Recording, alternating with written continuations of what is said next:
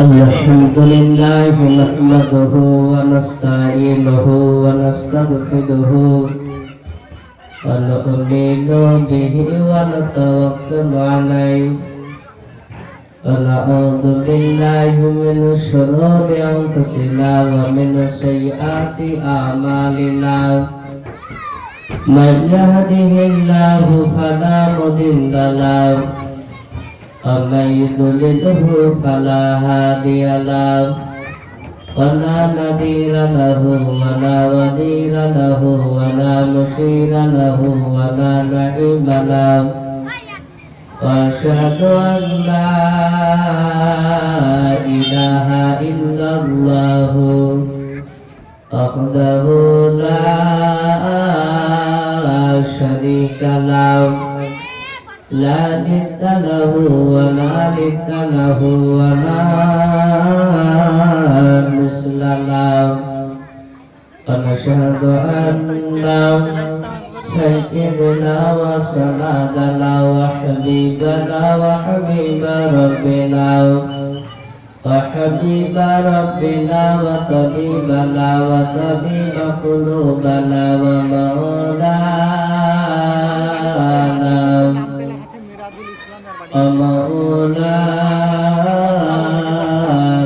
محمد عبده ورسوله أعوذ بالله من الشيطان الرجيم بسم الله الرحمن الرحيم وما أرسلناك إلا رحمة للعالمين أنو أمامت الخطة رضي الله تعالى عنه قال قال رسول الله صلى الله عليه وسلم إن الله يرفع بهذا الكتاب أقواما ويدعو به آخرين أو كما قال عليه الصلاة والتسليم إنا نراها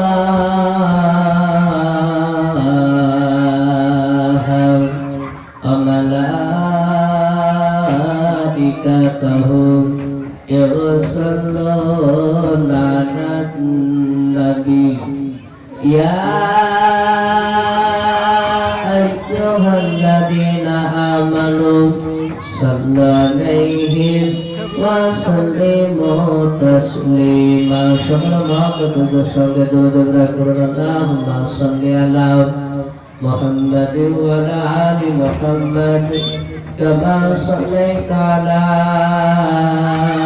إبراهيم وعلى آل إبراهيم إنك حميد مجيد اللهم بارك على محمد وعلى آل محمد كما باركت على إبراهيم وعلى آل إبراهيم إنك حميد مجيد দেখো কেমন ঈমান এনেছিলাম আমার নবীর সাহাবারা সেই যুগের সাহাবারা দেখো কেমন ঈমান এনেছিলাম আমার নবীর সাহাবারা সেই যুগের সাহাবারা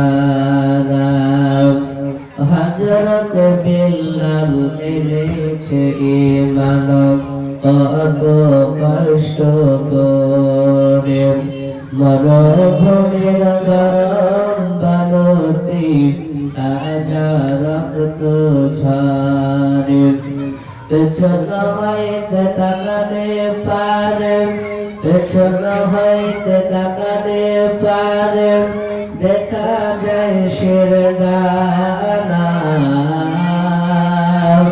দেখো কেমন ঈমান এনেছিল আমার নবীর সাহাবারা সেই যুগের সাহাবারা হযরতে হামজা এনেছে ঈমান কত কষ্ট করে নতুন বিবাহ করে তিনি ছিলেন বাসর ঘরে যুদ্ধের দামাম উঠিল বেজম যুদ্ধের দামাম উঠিল বেজম অননগোসল কারা যত কেমন ঈমান এনেছিল আমার নবীর সাহাবারা সেই যুগের সাহাবারা হযরতে আলী আল্লাহর ওলি থাকতেন তোফা শহরে হযরত আলী আল্লাহর ওলি থাকতেন তোফা শহরে নামাজ পড়তে যাব বলে ধরতেন জামাত ফজরের পেছন হইতে তাকালে পারে পেছন হইতে গেলে মন জমা মারণ গানাই ছোরা দেখো কেমন ঈমান এনেছিল আমার নবীর সাহাবারা সেই যুগের সাহাবারা দেখো কেমন ঈমান এনেছিল আমার নবীর সাহাবারা সেই যুগের সাহাবারা শ্রদ্ধেয় আজকে সম্মানিত যোগ্যতম সভাপতি মহাশয় আমার সম্মুখে দিনদার কলেজকার বাপজি ভাইরা আমার পর্দার মা বোনেরা সকলকে আমার বুক ভরা ভালোবাসা সালাম সকলকে জানাই আসসালামু আলাইকুম ওয়া রাহমাতুল্লাহি ওয়া বারাকাতুহু আলহামদুলিল্লাহ সমস্ত প্রশংসা বিশ্বকে আহমদাত সাধনা বোঝনা সেই মহান রব্বুল আলামিনের জন্য আমাদেরকে মহান রব্বুল আলামিন বড় ভালোবেসে রহম করে একটা পবিত্র এই জালসা করার তৌফিক দান করেছেন সেই জন্য আল্লাহর দরবারে শুকরিয়া আদায় করে বলুন আলহামদুলিল্লাহ। তারপরে পরে আপনার নবী আমার নবীকে শিরোমণি পয়গম্বর আজম যে নবীকে সৃষ্টি না করলে পৃথিবীকে সৃষ্টি করতেন না সেই নবীর উপর অগণিত দরুদ শান্তি দ্বারা বর্ষিত হোক বলুন আল্লাহুম্মা আমিন। আপনাদের সম্মুখে আমি কোরআনুল কারীম থেকে কয়েকটা আয়াত মাত্র একটা আয়াত তেলাওয়াত করেছি, তারপর পরে বিশ্ব নবীর জবান থেকে মাত্র একটা হাদিস পড়েছি। ইনশাআল্লাহ কিছুক্ষণ আমি এই কথা বলে ইনশাআল্লাহ বিদায় নেব। আমরা সকলেই কোরআন এবং হাদিসের কথা শোনার পরে সকলে আমল করব বলুন ইনশাআল্লাহ, বলুন ইনশাআল্লাহ। আর আমি ছেলেদেরকে বলবো একটা আওয়াজ করবো না, সকল বলবো আমি ভাইদেরকে একটু আওয়াজ করবো না, তোমরা ধীরে সুস্থ ভাবে ঠান্ডা আওয়াজে ঠান্ডা মাথায় তোমরা শুনো। আমি বলছিলাম আল্লাহ কোরআনে বলেছে ওয়া আরসালনাকা ইল্লা রাহমাতাল লিল আলামিন। আল্লাহ কোরআনে বলেছেন যে আমি তামাম সৃষ্টি জগতের জন্য এই নবী মুহাম্মদ রাসূলুল্লাহ সাল্লাল্লাহু তাআলা আলাইহি ওয়াসাল্লামকে আপনার রহমতের নবী করে পাঠিয়েছে বলুন সুবহানাল্লাহ। সেই নবীকে আমরা পেয়েছি কিতাবে লিখছে যে হযরত আদম আলাইহিস সালাম থেকে আপনার এই ঈসা নবী আলাইহিস সালাম পর্যন্ত এত লক্ষ আপনার এত বলে যে নবী রাসূল আল্লাহ দুনিয়াতে পাঠিয়েছে, 1,40,000 নবী রাসূল, মতান্তরে 2,34,000 নবী রাসূল আল্লাহ দুনিয়াতে পাঠিয়েছে। এই সমস্ত নবীর চাইতে আপনার নবী, আমার নবী জনাব মুহাম্মদ রাসূলুল্লাহ সকলে বলুন সাল্লাল্লাহু তাআলা আলাইহি ওয়াসাল্লামকে সমস্ত নবীর আপনার সর্দার বলা হয়েছে, বলুন সুবহানাল্লাহ। সেই নবীদের আমরা উম্মতি, তাই আল্লাহ আমাদেরকে বড় ভালোবেসে সেই নবীর উম্মত করে আল্লাহ পাঠিয়েছে। সেই জন্য আল্লাহ দরবারে শুকরিয়া আদায় করে আরেকবার বলুন আলহামদুলিল্লাহ। তো ভাই, আপনাদের সম্মুখে যে আমি কোরআনের আয়াত থেকে আমি পড়লাম, তার ব্যাখ্যাও করেছি এবং হাদিসে রাসূল সাল্লাল্লাহু আলাইহি ওয়াসাল্লাম তিনি বলেছেন, হযরত ওমর ফারুক রাদিয়াল্লাহু তাআলা আনহু থেকে বর্ণিত আছে হাদিসটাও। আমার নবীজি বলেছেন যে এই কোরআনের জন্য মানুষকে, যারা এই কোরআনকে বিশ্বাস করবে এবং যারা এই কোরআনকে বিশ্বাস করার পর, শিক্ষা করার পর ওই কোরআনের বিধান অনুযায়ী যারা চলবে, তাদেরকে উচ্চ মর্যাদা আল্লাহ দুনিয়াতে দান করবে এবং আখিরাতে দান করবে, বলুন সুবহানাল্লাহ। আর যারা এই কোরআনকে যারা মানবে না, যারা নবী রাসূলকে যারা মানবে না, তারা বাহ্যিক প্রতিটি জায়গায় অপমান লাঞ্ছিত মানুষ করবে। আখিরাতে সেই ব্যক্তি লাঞ্ছিত হবে, সেই ব্যক্তি জাহান্নামে চলে যাবে। তাই আমাদেরকে কোরআন এবং হাদিস কথা যেগুলো আল্লাহ কোরআনে বলেছে এবং হাদিসে নবীজি বলে ইরশাদ করেছেন, সেই সমস্ত কথাগুলো যদি আমরা মেনে চলি, তাহলে আপনি এবং আমরা সকলে প্রতিটি বাহ্যি, আমরা সকলেই বাহ্যি কামিয়াবি হয়ে যাব। আর কামিয়াবি হলে তো আজকে জান্নাতে আমরা চলে যাব। সেই জন্য কোরআন হাদিসের কথা আমাদেরকে মানতে হবে। আল্লাহ অনেকেই এখন দেখবেন মানুষ নিজে ইমানদার হিসেবে দাবি করছে, কিন্তু দেখা যাচ্ছে তারা নামাজ পড়ে না। অনেকে আমাদের ইসলাম মুসলমান ঘরের ছেলেরাও তারা নিজে দাবি করছে যে আমার ঈমান আছে, আমি নামাজ না পড়লে আমার ঈমান আছে, কথা বলে, কিন্তু তা নয়।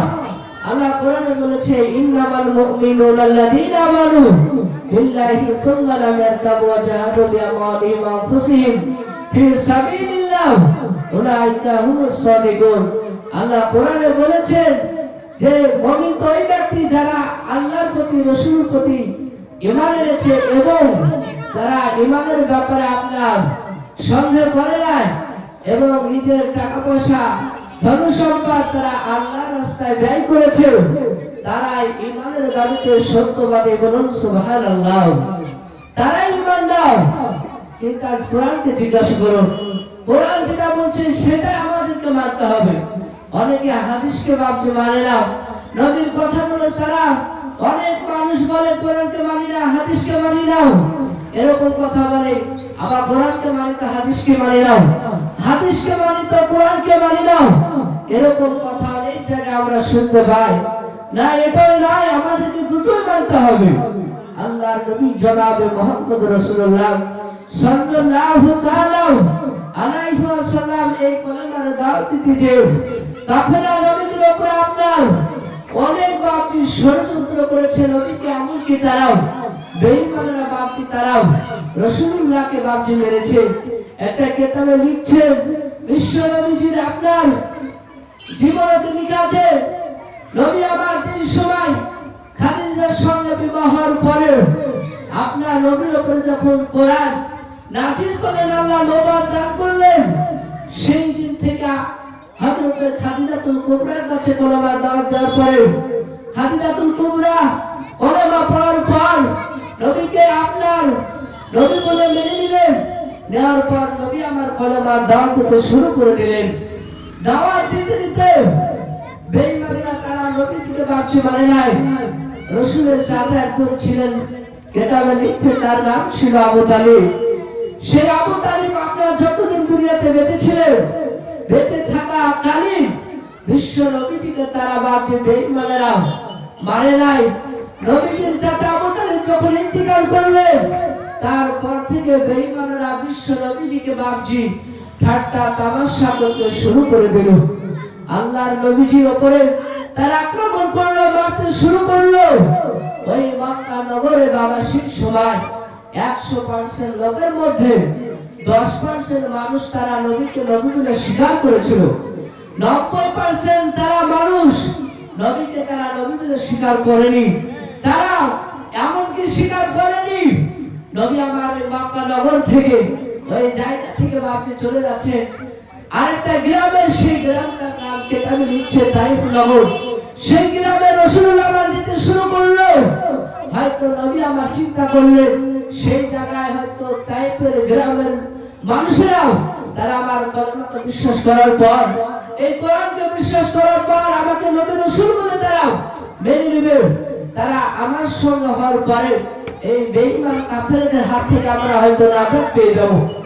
নবী আমার এই বুক মারা আপনার আশা নিয়ে দিচ্ছেন, যেতে যেতে চাইবেন নিকটে আপনার পৌঁছানোর পর তিনজন বাদশাহ কাছে আপনার যখন নবী আমার পৌঁছালেন, তিনজন বাদশাকে প্রথম নম্বর বাদশাকে ডাকতে বললেন, নবী বাদশাহ আমাকে আল্লাহ নবী রাসূল করে পাঠিয়েছে, আপনি আমাকে নবী বলে মেনে নেন। এক নম্বর বাদশাহ ডাকতে বলল, নাও এই নবী হাজা মুহাম্মদ, এই নবী মুহাম্মদ তোমাকে সমস্ত এই যে দুনিয়াতে আল্লাহ এত দুনিয়াতে মানুষ পাঠিয়েছে, সমস্ত নবীর চাইতে তোমাকে কি আল্লাহ নবী রাসূল করতে সময় পেল? তোমাকে কি পাঠালো আর কাউকে আল্লাহ পালো না? প্রথম নম্বর বেঈমান নবীকে ভাবছে মানে না। দ্বিতীয় নম্বর বাদশাকে আল্লাহ রাসূল ডাকতে বলেন যে আপনি আমাকে নবী রাসূল বলে মেনে নেন। দ্বিতীয় নম্বর বেঈমান বলছিল, নাও অবশ্য শুনে নাও, তোমাকে আমরা নবী রাসূল বলে আমরা মানব না। এইভাবে ভাবছি। সে দ্বিতীয় নম্বর ব্যক্তি উনিও বলল যে না, তোমাকে আমরা নবী রাসূল করে মানব না। এবার তিন নম্বর ব্যক্তির কাছে গেলাম, সেই তিন নম্বর ব্যক্তি বলল যে আমি তোমার কথা আমি শুনতে মন চাই না। ভাবছি আমার সোনারা যারা দেখবেন ভালো মানুষ হবে, এখন এমন পৃথিবীতে এমন অনেক রকমের লোক থাকে যারা ভালো মানুষ হয়, তাদের ভালো কথাবার্তা শুনে না, তাদেরকে অনেক রকমের ঠাট্টা তামাশা করে। আমার বিশ্ব নবী জনাবে মুহাম্মদ রাসূলুল্লাহ ওই জায়গা থেকে আপনার চলে আসছে। বেঈমানেরা তার তিনজন বাদশা ডাকতে বলল, এই নবী মুহাম্মদ এখনই তুমি বের হয়ে যাও, নাহলে তোমাকে এখনই মারতে শুরু করে দেব।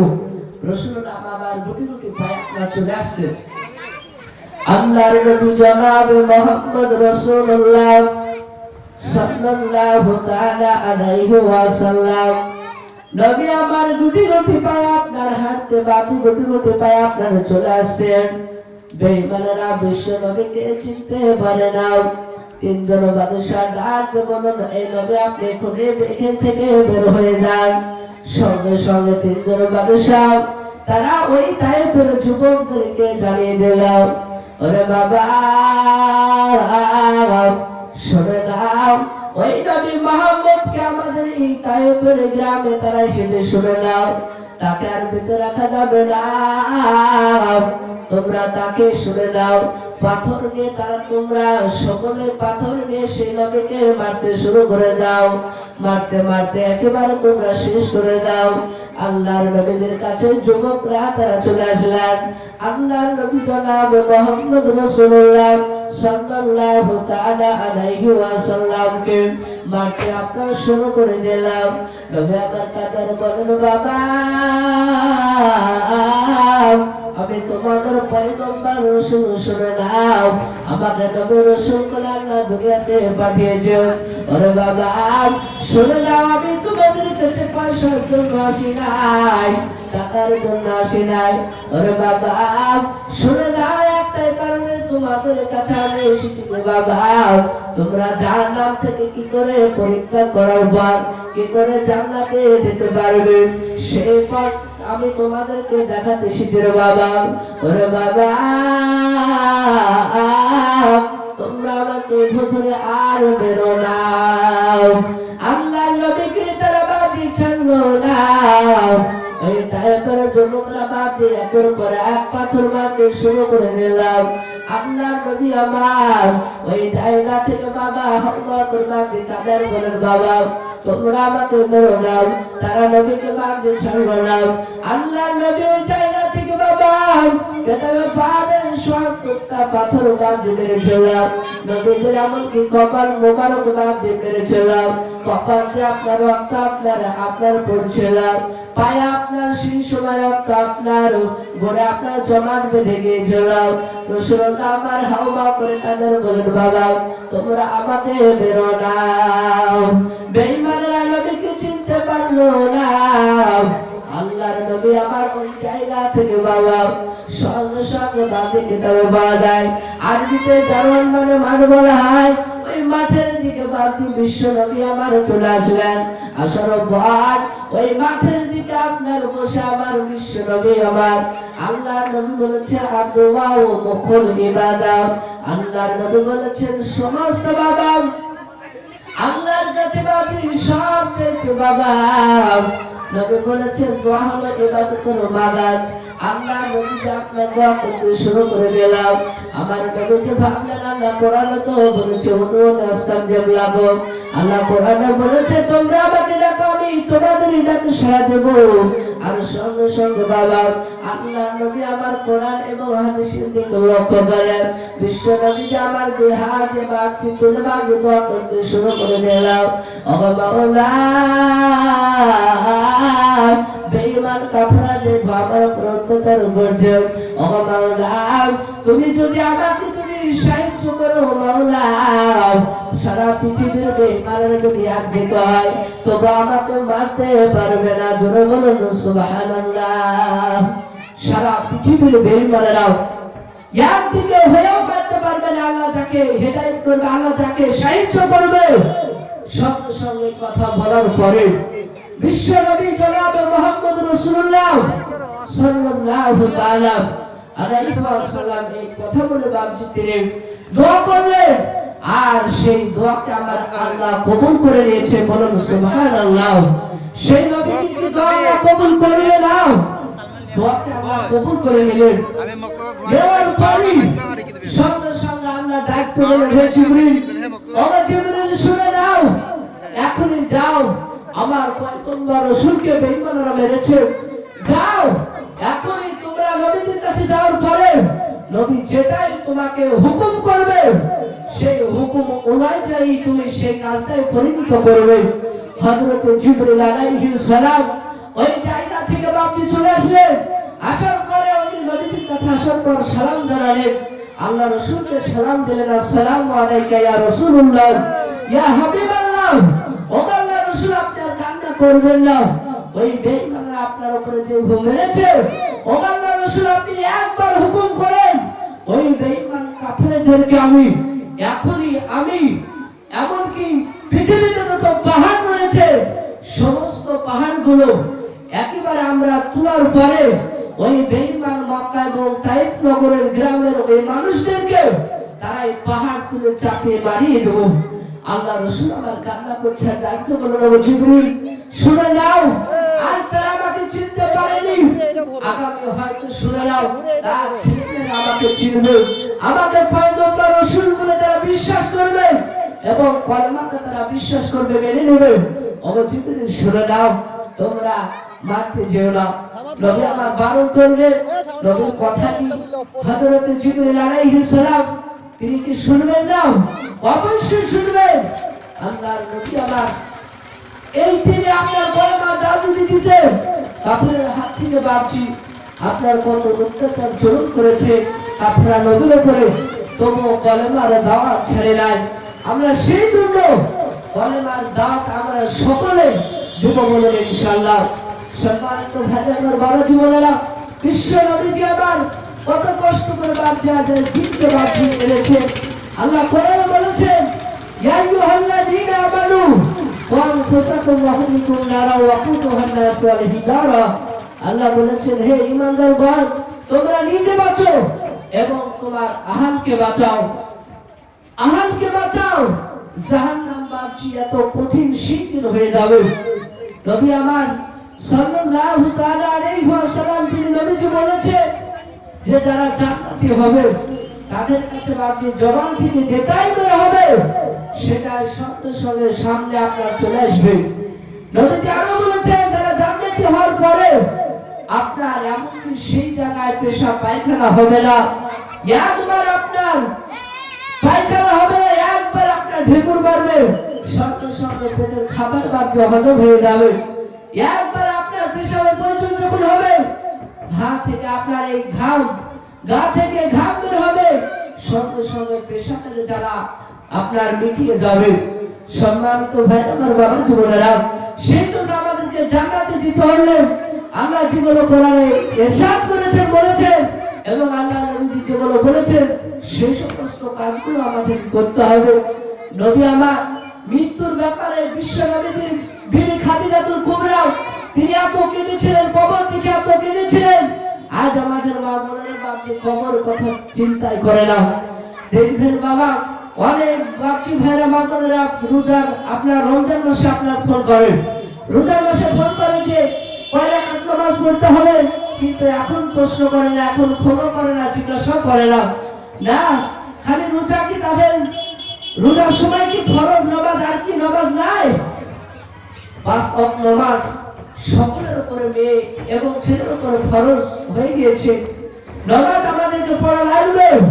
সেই জন্য আমাদেরকে কবরে যাওয়ার আগে, পূর্বে কবরে যাওয়ার আগে আমাদেরকে আপনার আল্লাহ যেগুলো হুকুম, নবীজি যেগুলো সুন্নত মোতাবেক সেগুলো আমাদেরকে মেনে চলতে হবে।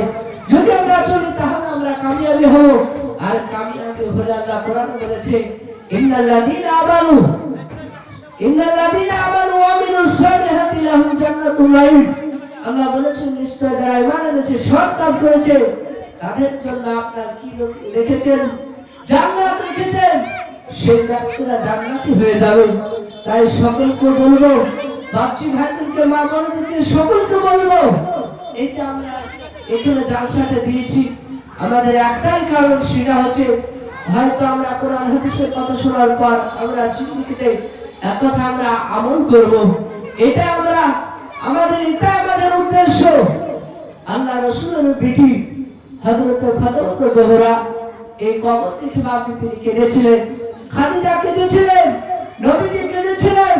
নবী আমার যে সময় আপনার ইন্তিকাল হবে, ওই সময় আপনার বিশ্ব নবীজির বেটি খাদিজাতুল নবীজির স্ত্রী আর বিশ্ব নবীজির বেটি ফাতেমা জোহরা তিনি হাওয়া করে কান্না করতে শুরু করে দিল। নবী আমার ইন্তিকালের সময় ফাতেমা কান্না করছেন। আল্লাহ রাসূল ডাক বলে, বাপ, ওগো ফাতেমা শুনে নাও, তুমি কান্না করো না। আজ দেখুন বাপ এবং মেয়েকে এত মহব্বত ভালোবাসা। আজ মেয়ে কিংবা আপনার ছেলেতে একবার যদি আব্বা বলে ডাকেন, তাদের ডাকে বাপ যে আমরা মুশকিল হয়ে যায়। এত মায়া মহব্বত আল্লাহ বাড়িয়ে দিয়েছে।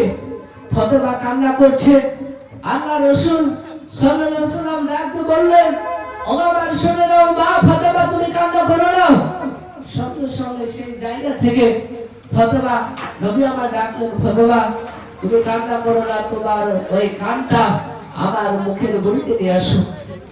আল্লাহর নবীজির বেটি ফাতেমা যখন আপনার কানের গড়িটা নবীজির মুখের গড়িতে রাখলেন, আল্লাহর নবী বলেন, ফাতেমা শুনে নাও, তুমি কান্না করবে, শুনে নাও, আমার ইন্তেকালের উপর শুনে নাও। সর্বপ্রথম তোমার সঙ্গে আমার দেখা হবে, জোরে সোরে বলুন সুবহানাল্লাহ। ওরে বাপ, শুনে নাও, আমার ইন্তিকালের পর 6 মাস পর তোমার ইন্তিকাল হবে। ওগো মা শুনে নাও, তুমি কান্না করো না।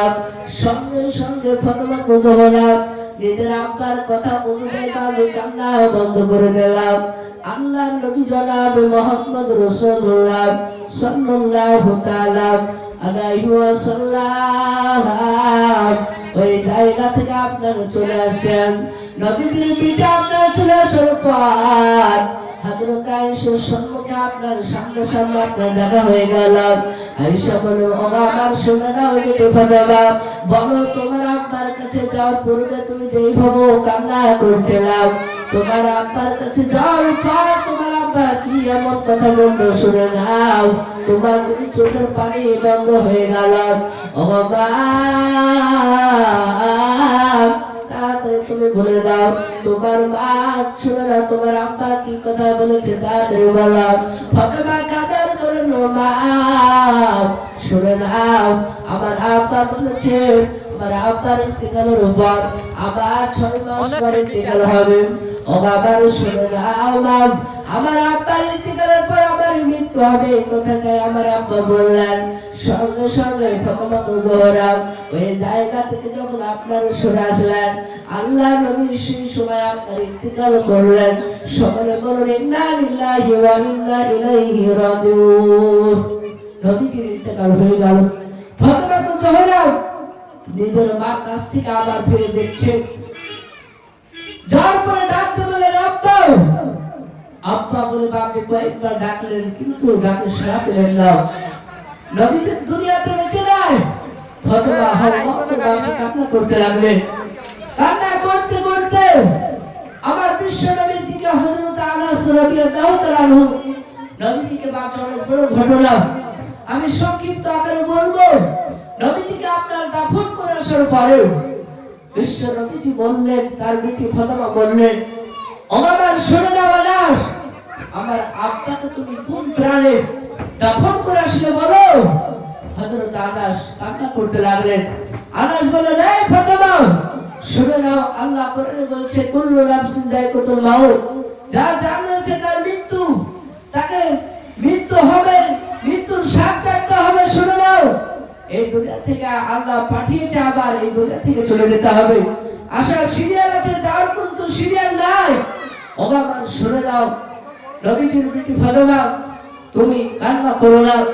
শুনে নাও সবাইকে এই দুনিয়া থেকে চলে যেতে হবে। এই বলে আনাস রাদিয়াল্লাহু তাআলা আনহু তিনি আপনার সান্ত্বনা দিলেন।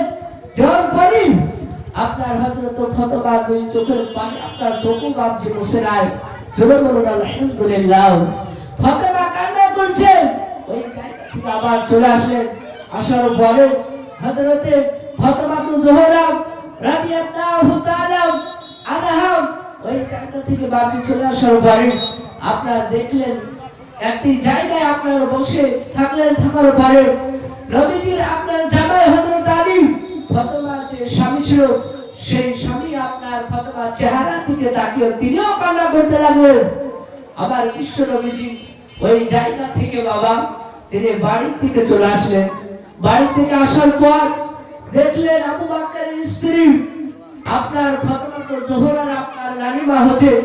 ডাকতে বলে নানিমা শুনে নাও আমার আব্বা ইন্তিকাল করেছে কিন্তু আমারও ইন্তিকাল হবে, কিন্তু নবীজির ইন্তিকালের পরে আপনার অনেক বড় ঘটনা সেদিকে যাব না। আপনার ফাতেমা জোহরার যে সময় 6 মাস বুঝতে পারছে কয়েকদিন বাকি ছিল ওই সময় আবু বকরের স্ত্রীকে ফাতেমা ডাকতে বললেন ও বাবা শুনে নাও নানিমা তোমাকে আমি দুটো উপদেশ দেব, সেই দুটো কথা মানতে হবে। বলে কি কথা বলো? বলে এক নম্বর শুনে নাও আমার ইন্তেকালের সময় তুমি আবার যখন আমার গোসল করাবে সেই সময় আবার ওই গোসল করানোর জায়গাটা পর্দার সহিত যেন গোসল করানো হয়।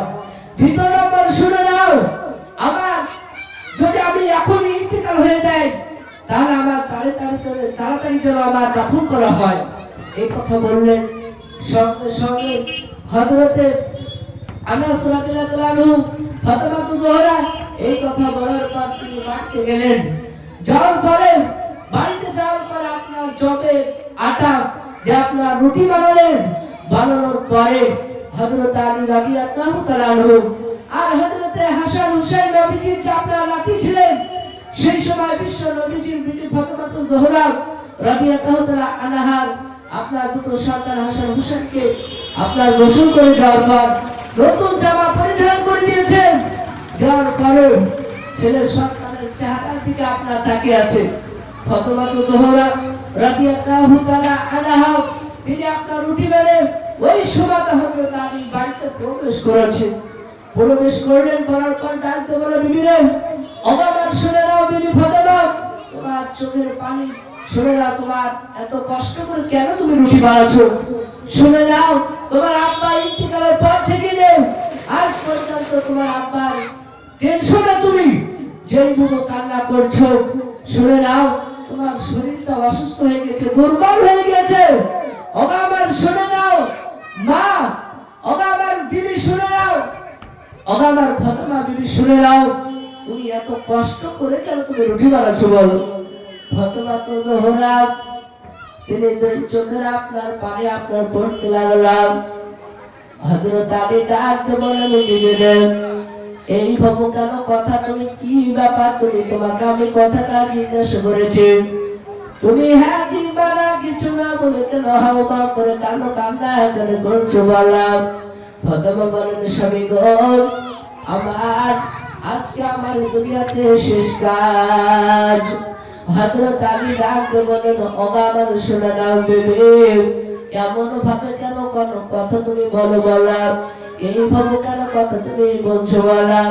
ফাতেমা কাদের বলেন, স্বামী গো, আজ আমি রাত্র বেলায় স্বপ্ন দেখলাম, আমি রাত্র বেলায় স্বপ্ন দেখলাম আমার আব্বা আজ আমাকে স্বপ্নের মাধ্যমে আমি দেখলাম আমার আব্বা বলছে, ওগো আমার শুনে নাও মা ফাতেমা, তোমার জন্য আমি অপেক্ষা করছি, তুমি তাড়াতাড়ি চলে আসো।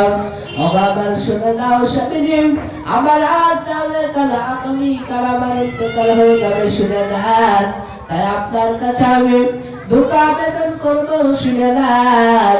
বলে কি দুটো কথা, কি আবেদন করবে বললাম।